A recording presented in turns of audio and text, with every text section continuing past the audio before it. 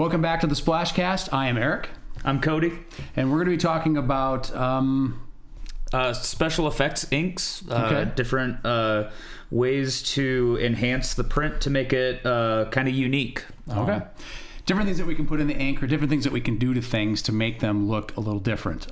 Cody has a little bit wider background just because of the different kinds of printing that he was doing, especially in Nashville. Here, what we've mainly worked with, and he can talk a little bit more about it, but glow-in-the-dark inks, it's an additive that we put in an ink that... well, no, actually, it's a phosphorus. It's its own thing. It's its own thing. It's not an additive. I'm thinking of like a shimmer where we want something to be a little bit more sparkly. Right. I haven't been terribly... I know we're jumping around from the glow-in-the-dark, but as far as the additives go, that shimmer, I've never been like wowed with... Yeah. With the sparkle. I think the whole idea is to get a sparkle, and it's something you can add to a existing ink that creates a sparkle, or do you print it right over the top? Yeah, it seems like we had luck the other day with an experiment that we kind of did with, there was like a clear sparkle that we just tested out to print over something, and it looks like that would be a better option than the pure shimmer. And the added benefit of that is that you can do it on any color. You don't have to order the exact red shimmer or the yellow shimmer. I think we have a gold shimmer, that kind of stuff. So we get customers that are looking for, they're used to the glitter heat transfer vinyl information, and so what makes it shimmer, what makes it glimmer or glitter is actually little flecks of metallic or something that's in the print that reflects light. Well, the mesh of the screens are such that you have to use a very coarse mesh for the chunks of this reflective material to get on the shirt, and nothing shows up as well as glitter vinyl that we've used, but you lose flexibility in the design. It feels like plastic, it feels like vinyl. But at the end of the day, if it looks better with the vinyl, sometimes that's the way you got to go. As opposed to, like we were talking about, the glow-in-the-dark stuff. I think the glow-in-the-dark effect that we're getting out of that ink looks awesome. And it's really easy to do. It's essentially something that you put over it, and it's translucent, that you can basically print it over any color, it seems like, too. It works really well with white and lighter colors, obviously. But and it was cool about this bucket of ink, this bucket of glow-in-the-dark is, it literally looks like a bucket of glowing, like, ectoplasm or something from looks Ghostbusters. Like some toxic sludge it's just or something. This radioactive tub of bright green, and it actually lasts pretty well on the shirts. We've had good luck with it. The problem is that we run into is until someone's in a dark situation, they don't know it's glow in the dark. So when we've sold shirts, we had to tell them, hey, by the way, this has glow in the dark on it. And then it does, and then they go look at it, and then you can see it. But I've printed in glow in the dark for my band, and actually I have not been telling people that it's glow in the dark. Okay. So I'm just like waiting for people to be like, hey, wait, what? What happened to my shirt? I threw this in my dirty laundry pile and turned off the light, and it was glowing or something. I think that's kind of the fun. Fun of it sometimes too. Yeah, if you want to just surprise, but you're into the surprise part. You're not into the telling. Buyer beware. Right.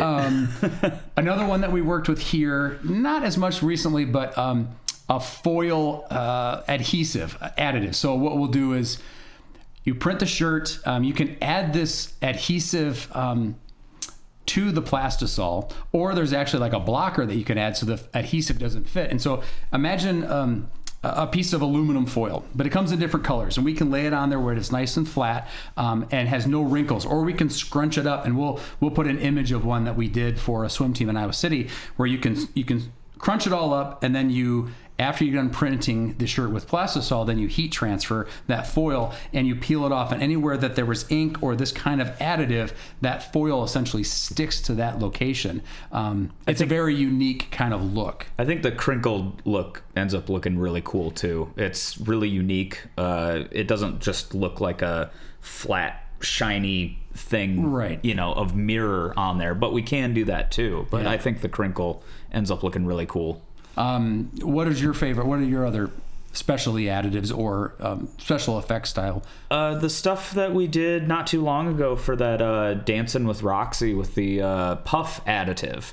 I see that's getting really popular too. It seems like there's a version of it that people are doing with heat transfer that's sort of like a silicone thing, but we can do it with ink, and it's just this additive that we add to the ink, and it, as soon as it heats up, it just we got it stacked like quarters the other day. Yeah, it's what makes it unique compared to the vinyl is there's only so many colors of vinyl that we can get for this puff. You know, if you are a pastel pink, or you're they wanted the brightest pink, which is easy to get in that vinyl stuff. But if you were a very specific, like tone on tone, let's say, you got a mint shirt, I want the print to be mint so you can just see it but not be super obnoxious about it, we can add that puff right to it. And Cody was messing around with the percentage or the amount of this puff that you add to the ink will either be more or less pronounced once the heat hits it, and we don't know what it's really going to look like until we run it down the dryer. That kind of is the thing with all these additives and special effects, though, too, is like how do you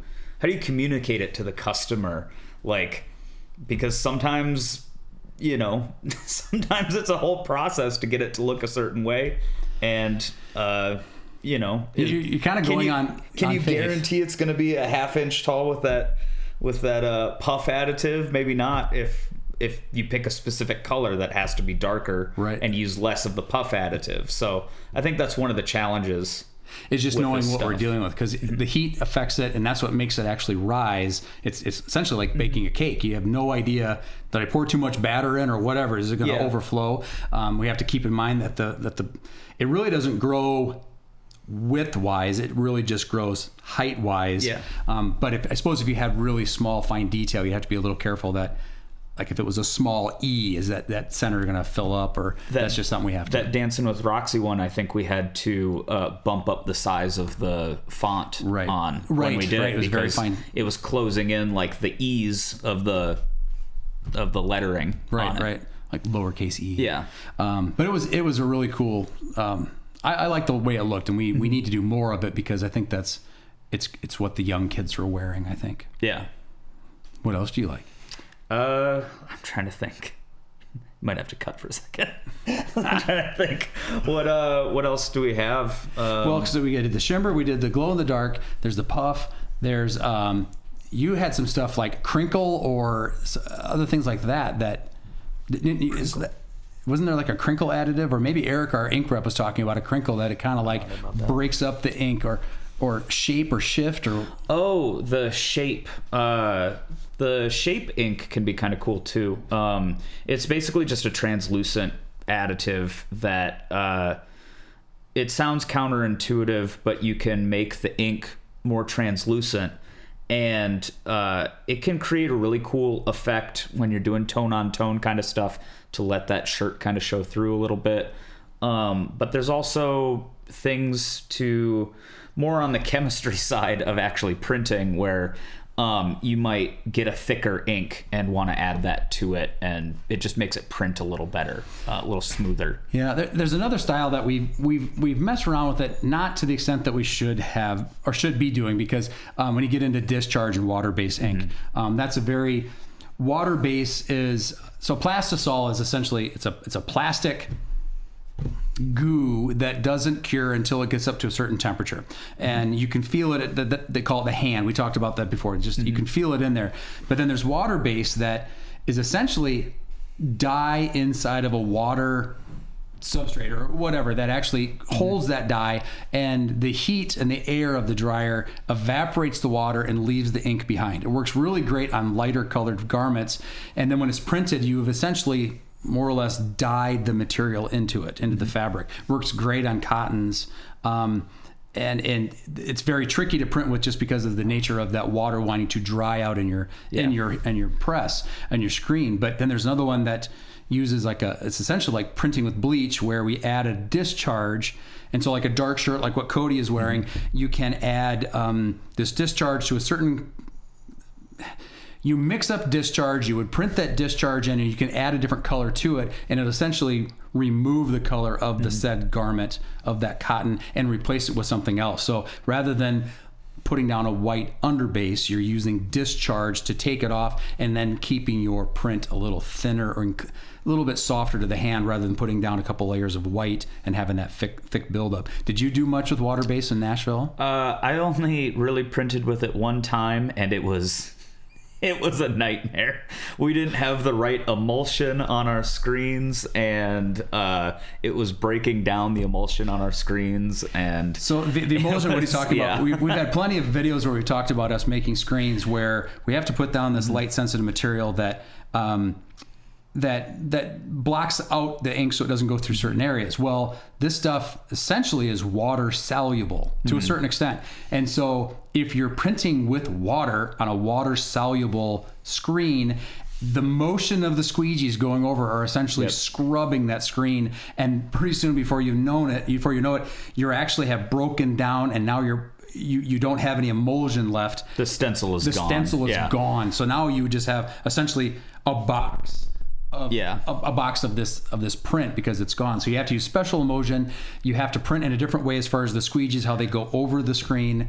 We had 2 people running the press, and I was unloading, and then also I was taking a squirt bottle and squirting it in the screen because we were running a little slower than we probably should have, and sometimes it was in danger of, drying right there in the screen. And that's one of those things too, where with this plastisol, we can leave it set up indefinitely, but with the water base, no. And once it dries in that screen, it's in there too. Yeah, when it's locked up. But like the plastisol, we have people that stop at our shop from time to time that, we tell them if it looks like it's ink, it's wet. This stuff never dries for the most part. It gets harder. We have to mix it up a little bit, but man, the plastisol just stays wet forever. It needs temperature to cure. So we always have to tell people, but water base is just, it's a monster of its own. It's cool. It does really neat stuff, but it feels great on the shirt too. And we need to do more of it. It's just, again, the problems that go along with that make it a little bit difficult. So if you had to pick like your absolute favorite, if you could throw anything into a print, like something unique, something different, what's your favorite? I think my favorite is that glow in the dark. Honestly, it's so simple, and it's simple to set up, and it's simple to communicate to customers too. Like, I think most people are just familiar with what glow in the dark is, and it's unique. You rarely see these glow in the dark prints, and I just really wish that, I don't know, more people, were ordering that kind of stuff. We have to do probably a better job of selling it. You're just getting the shirts and printing what we tell you, but we need to tell people about all the different ways you can do some really cool stuff where, and the direct to garment or direct to film or regular heat transfer, you're kind of stuck with these certain things. Whereas screen printing, not saying that's any better or any worse. I mean, they all have their application, but the things that you can do that kind of bend the curve or whatever, shape things exactly what you're looking for. You have a little bit more voodoo and a little bit more creativity to it, whereas vinyl is just, it's cut, you stick it, and it's done. But you get to play around with the pressure of the squeegees going over things to make it a little bit lighter, or the distress, or these things that just can't do with, it's either 100% there or 0% there when it comes to vinyl. But it's just amazing the things that you can do as far as just tweaking things to get a different look for every shirt that you do. Anything you want to add? No, I think that's it. Okay. So we're going to keep coming back, giving you a few of our thoughts and things that we want to do, because we get a little grumpy as far as we don't want to keep printing the same thing over and over again. So we have to talk to our customers and say, we really have this really cool way of doing this, and kind of want to think out of the box and give them some options that's not just this cookie cutter t-shirt. Well, I want customers to have something that's unique too. I think that's just good for whatever it is you're printing the shirts for. If you have a business or something, you want something that stands out, whether that's the puff additive or the glow in the dark. Maybe your branding isn't, in line with, maybe you're not like a weird brand that wants, glow in the dark, weird stuff like that. But, like I said, like puff stuff or that shimmer kind of stuff stands out on a rack. You know, if you're trying to sell these shirts, I think people go for that. I want to do something, you know, the next time Laredo's has one of their glow nights, you know, they turn on all the black lights, like, you know, talk to Matt and come up with something where it's going to be like a really unique, like just for that event, like when the bar is completely lit with just black light, and you can use some of those different inks that show up different, and have those people, you know, the staff just glowing as they move around. I think there's some cool things that you can do. So, well, like I said, I did those glow shirts with my band, and we just played a show there the other night, and they were screaming under those black lights, essentially. Really? Yeah, they were just, there was no hiding that they were glow in the dark shirts. Like I said, I generally like to keep it a secret, you know, and let people find out, but there's no secret keeping that night about them. Cool. Well, there's just so many cool things that you can do. So again, thanks for your time. Thank you for your time, and we'll see you on the next one of these. Thank you. Thank you.